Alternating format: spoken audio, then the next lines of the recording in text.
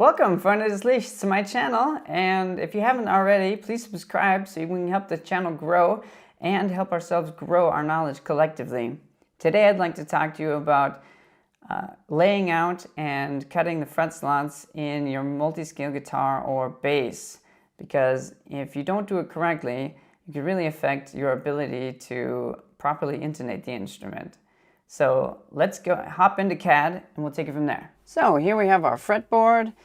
It's about 10 millimeters thick and sufficiently wide and long enough to do what we want to do with it. We go ahead and we go to a website here, like this one here at Crimson, and pick out a nice ruler with multiple scale lengths on it. We've got 25.5 inch here and 24.75. And those are the scales that we want to use to create a multi-scale guitar. So you take your board with a centerline drawn on it, line up the fret spacing ruler along the base edge of the fretboard to mark all the positions of the longer scale length, taking note of which perpendicular fret you want to have. Then line up that perpendicular fret with the short side and mark all the positions, connect the dots, and you end up with something like this. So here's another way of doing it. Here I've got the neck radius to a 12-inch radius along the entire length. And just for our sake, assume you install that on the neck and flushed it to the size of the neck there. The main difference that we're going to include here is the actual location of the string as it runs from the nut to its anchoring point on the saddle.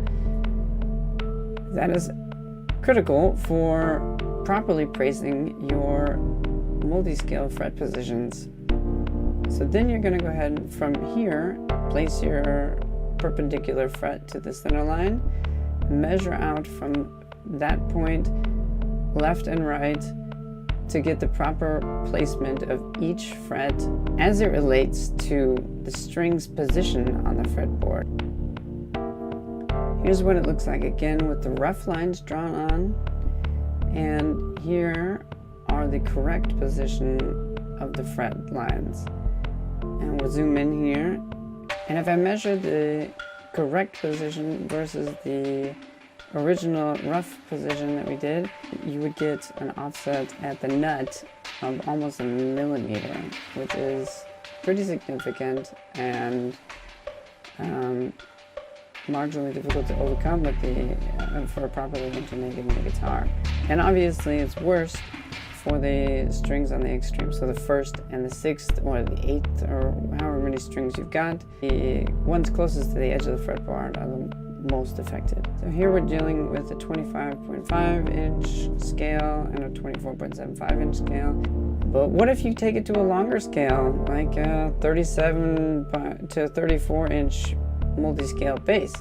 There, the increase in scale length really exacerbates the problem. So here in like a Dingwall setup, which is 34 to 37 inch for the 5-string bass, we've got an offset here between the proper positioning of the nut and where you would be measuring it to the edge of the fretboard of 4.7 millimeters, which is like the thickness of the nut itself. So you can really imagine how that would affect the intonation on the instrument. Here you can actually see, maybe a little bit better than before, what the problem is, because here you can see that I marked it really at the edge of the fretboard, the corner there, which is the location of the nut and really the anchor point of the low string.